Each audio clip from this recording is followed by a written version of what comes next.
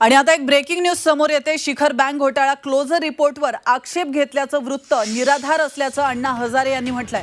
आपल्या नावाचा कुणीतरी दुरुपयोग करत असल्याचा आरोपही अण्णा हजारेंनी केलाय आणि त्याचबरोबर कोणत्याही प्रकारची याचिका दाखल केली नसल्याचंही अण्णा हजारे यांनी स्पष्ट केलंय। रक्षणाची महत्त्वाची बातमी आपण पाहतोय। शिखर बँक घोटाळा क्लोजर रिपोर्टवर आक्षेप घेतल्याचं वृत्त हे निराधार असल्याचं अण्णा हजारे यांनी स्पष्ट केलेलं आहे। आपल्या नावाचा कुणीतरी दुरुपयोग करत असल्याचा आरोप देखील त्यांनी केला। मला काही माहित नाही।